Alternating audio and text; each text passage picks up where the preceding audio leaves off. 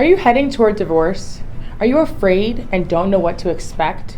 Have all you've heard about divorces are how taxing they can be, how much money they will cost, what will happen to your retirement funds, or what might happen to your children? These are all normal concerns to have. There are so many things to worry about that can make a divorce a truly overwhelming process. However, if you can convince your spouse to agree to an uncontested divorce, all of those worries can be erased away.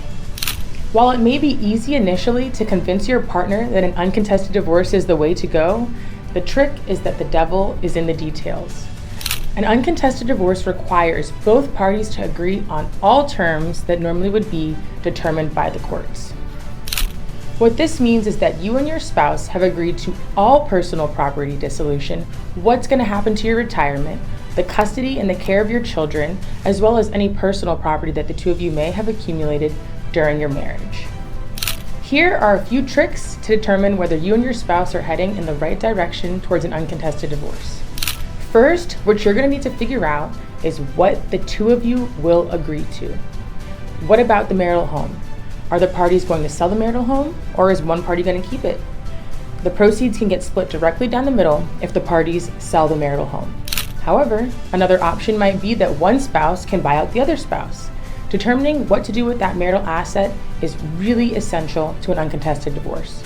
Second, your retirement assets that were accrued during the marriage. The way that the courts handle this is they equalize the combination of both spouses' retirement assets.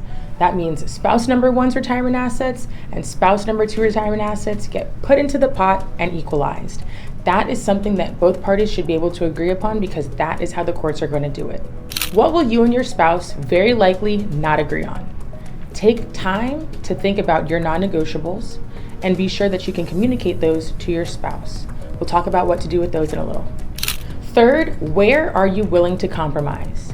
Where is there wiggle room and what can you negotiate about? What is something that you might have in your possession that your spouse may want, or something your spouse may have that you may want? What compromise are you willing to make to get this done?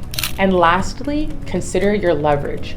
As mentioned previously, there's probably something you have that your spouse wants. There's probably something that your spouse has that you want. Think about your non-negotiables, think about their non-negotiables, and what can you trade? What can you leverage so that you two can come to a mutual agreement and knock this out? In the state of Maryland, obtaining a divorce has become much, much easier. If you and your spouse can take these steps towards an uncontested divorce, the stresses, the headaches, and the expenses of litigating this matter can be avoided completely. You can save thousands and thousands of dollars by ending your marriage with an uncontested divorce versus litigation.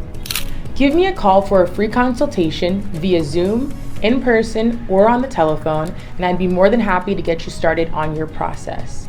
Done well, done right, done fast. My name is Samira Jackson, and I'm an attorney here at Paré Associates.